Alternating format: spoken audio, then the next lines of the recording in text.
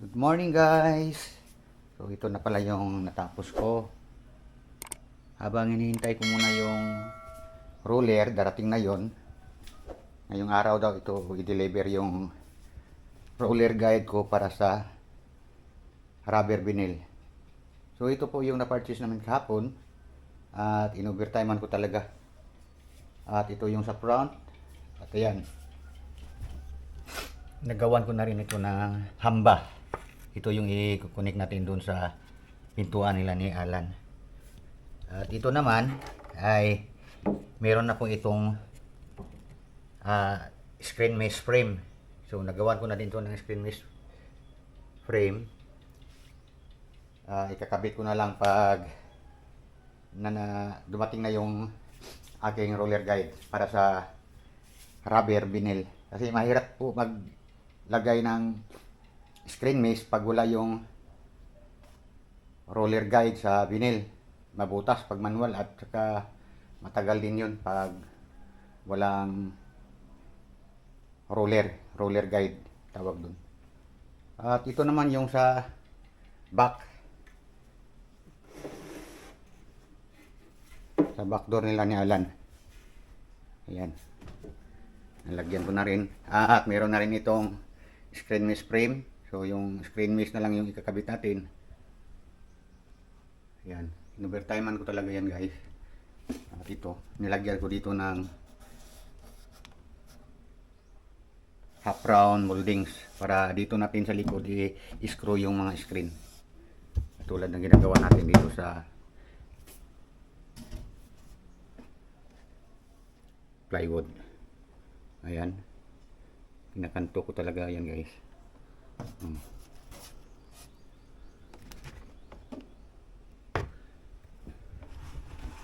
Tuhan talaga yan. So ito, natapos ko na itong hamba. Ready na po ito para sa installation. Yung mga ganito, lalagyan na lang natin ng body filler. Mayroon po tayong nabili na body filler. So yun lang guys. At habang hinihintay po natin yung ating roller guide, ay yung hamba naman doon sa back door ang gagawa natin ng sukat. So ito guys, nagumpisa na po tayo sa ating pangalawang hamba para sa back door ng screen door nila ni Alan. So nakatapon natin, nasukatan na po natin siya guys. At ito, nilagyan na lang po natin ng palatandaan kung saan natin siya ikat para sa kanyang corner. So ngayon ay dumating na po yung ating hinihintay. Ito po yung ating vinyl rubber na pangkuan guide ng kanyang vinyl rubber para sa paglagay ng screen mesh. Ito po yung itsura niya.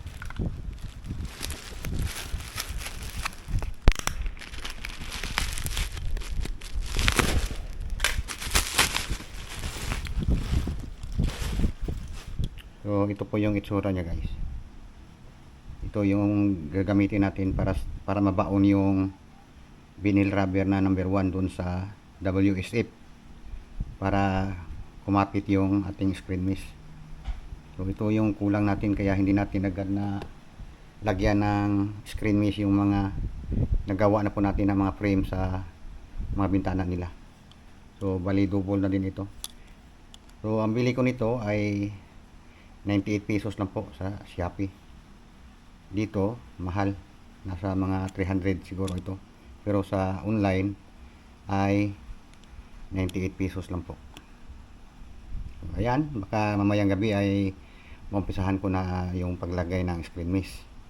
Saktong sakto din na makauwi na yung mga bata galing sa paaralan.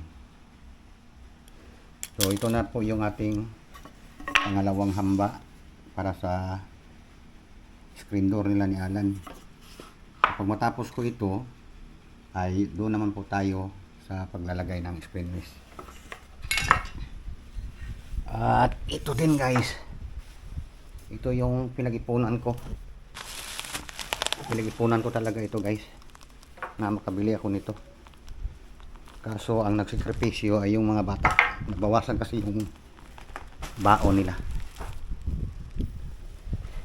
So pangarap ko talaga ito guys. Mahilig talaga ako sa mga power tools para sa mga DIY project natin. So hindi naman tayo maka-afford ng mga branded talaga na mga power tools. Ito. Made in India na lang tayo. Pareho lang naman, depende na lang yun sa alaga.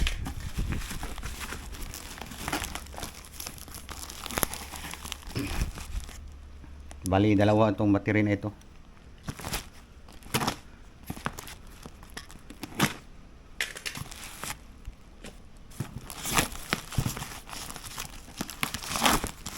Puro malalaking baterya ito guys.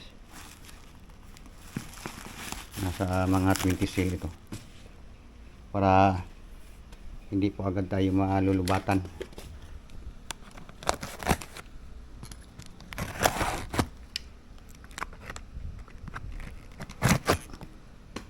Yan. From Tanso. So, mostly sa mga power tools ko ay Tanso talaga. Ito ang mga nakalagay sa box. Kasi mura na. At quality pa. Yan ang laki po ng ating baterya. Nasa 20 cell.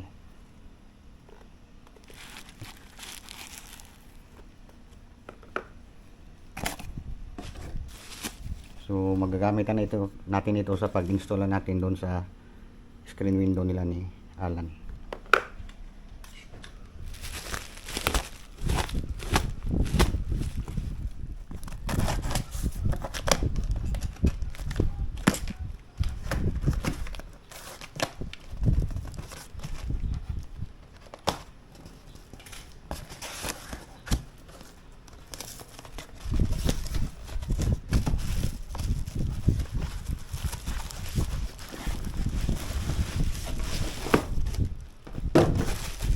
Bubble wrap pa to guys. Tanso.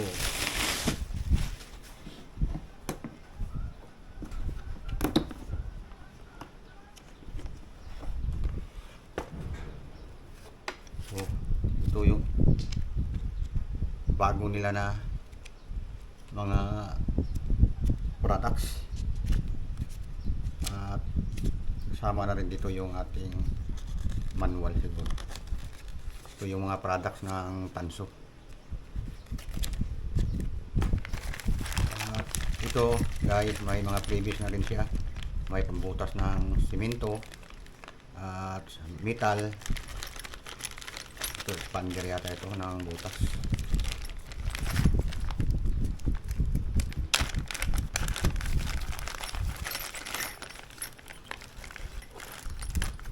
Ito guys. Ito po yung mga previous niya.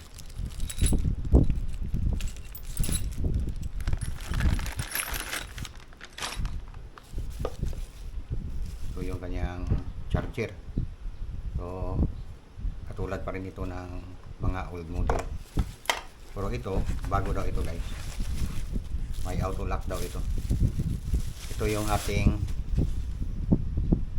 13mm na cordless drill. So bali itong yung chuck niya ay 13mm na po. Yung luma natin ay 10mm lang po yon. So ito po yung sa likuran niya, bago na. Yan. At saka itong kanyang mga battery ay naka 20 cell na po tayo. Ayan, mabigat siya. Bali dalawa pala itong battery na binili natin.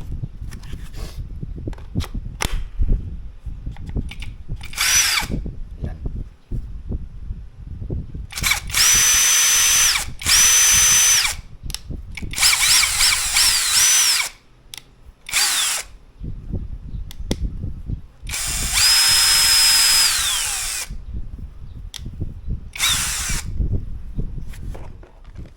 So ngayon guys, umpisa na po tayo sa ating paggawa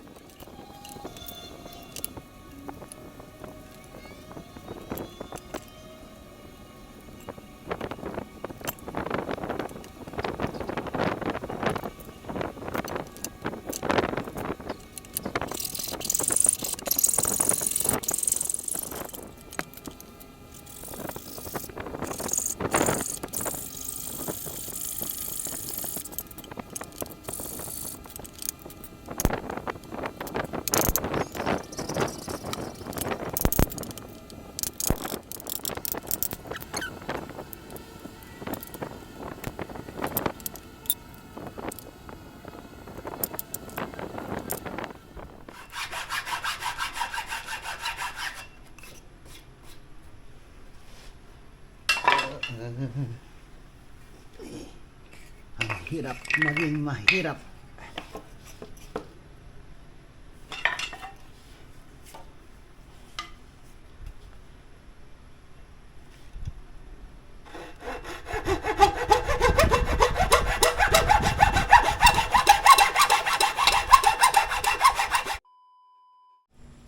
Nabag-umpisa ko dahil kuya sa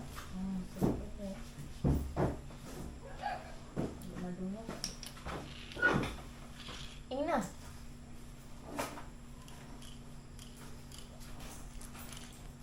Guys, try na ni Dante na nilagyan niya ng screen yung door screen nila ni Kuya Alan.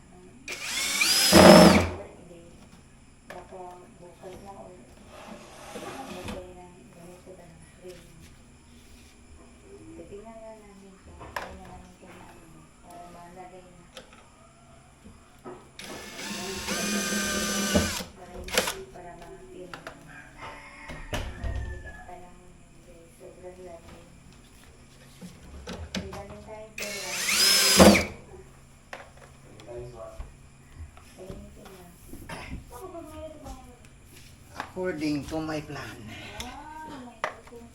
So kanina usara na gusto nga. Duha. Abi to be. Scroll. Tara pa.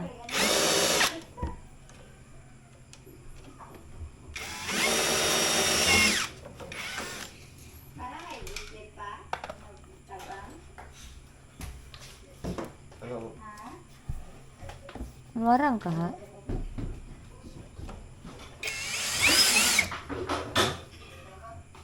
Ang sama no. Very good. Ang sama.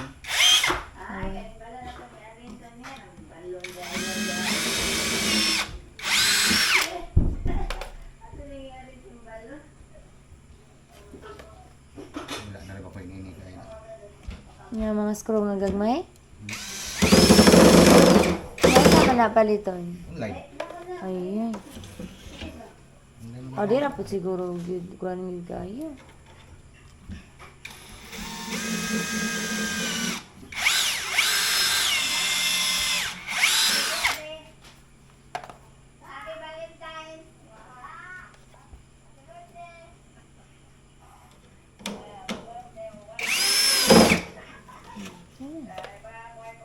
Pila na sodang kuhan?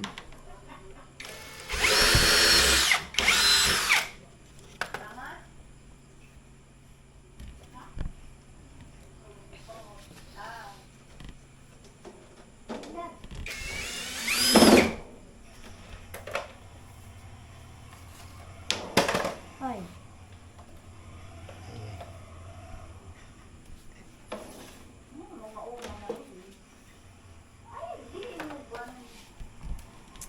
Hindi pa ako tapos mag-lumpia, guys. Nag-assist nila ako dito.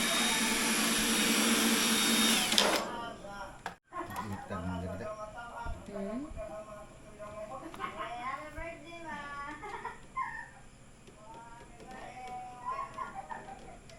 Hmm.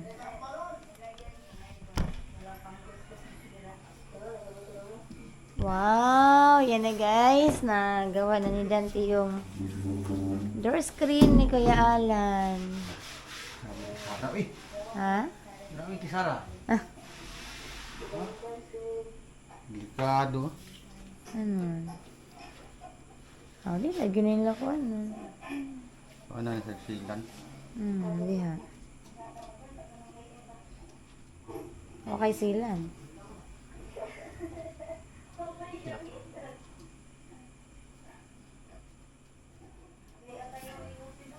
Yan na. So, at least, nakagawa si Dante ngayon ng isang door screen. Yung, ano naman, bukas, yung isa naman siguro. Tapos, yung mga window.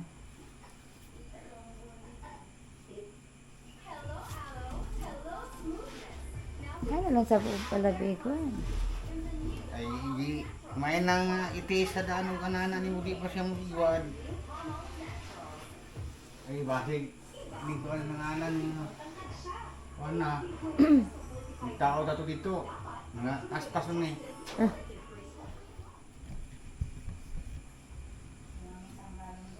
So, yan muna ang natapos ni Dante ngayong gabi. So, bukas naman yung isa. Ayan, at ngayon naman ay tapusin ko na yung sa paggawa ng aking lumpia para makatulog na ako. It's 11 o'clock na po.